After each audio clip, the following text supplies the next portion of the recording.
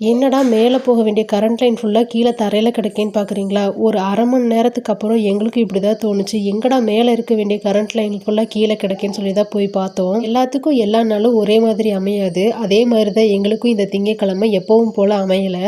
காலையில் எந்திரிச்சதுலேருந்து பொழுது விழுகிற வரைக்கும் என்னென்ன வேலைகள் இருந்துச்சோ அந்தந்த வேலைகள் அப்பப்போ அப்படியே நடந்துட்டு இருந்துச்சு. ஆனால் இந்த ஒரு அரை மணி நேரத்தை தவிர என்னாச்சுன்னு பார்த்தீங்கன்னா, திங்கட்கிழமை பொழுது சாயிற நேரம் எப்பவும் போல தான் இருந்துச்சு. மழைக்கான எந்த அறிகுறியும் கிடையாது. இருட்டாக ஆரம்பிச்சிச்சு. இருட்டுனதுக்கப்புறம் ஒரு 7:30க்கு அப்புறம் பார்த்திங்கன்னா நல்ல ஒரு காற்று ஆரம்பிச்சிச்சு.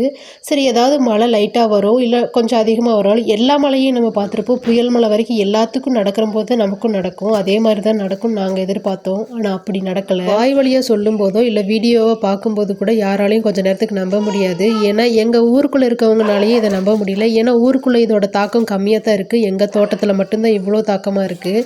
4-5 கரண்ட் லைன் விழுந்துருச்சு, கரண்ட்டு கம்பம் விழுந்துருச்சு, 30க்கும் மேலே தென்னை மரங்கள் சாஞ்சிருச்சு, வாழைத்தோப்பு ஃபுல்லாக சாஞ்சிருச்சு. எங்களால் எங்கள் சக்திக்குட்பட்டு என்னென்ன சீரமைப்பு மராமத்தெல்லாம் பண்ண முடியுமோ அதை நாங்கள் பார்த்துக்குறோம். ஒரு பாதையை சீரமைக்கிறதா இருக்கட்டும், எங்களுக்கு தேவையான தண்ணியோ இல்லை வேறு ஏதாவது வசதிகளுக்கோ மாடுகளுக்கு தண்ணிகளுக்கோ நாங்கள் அதை பார்த்துக்குறோம்.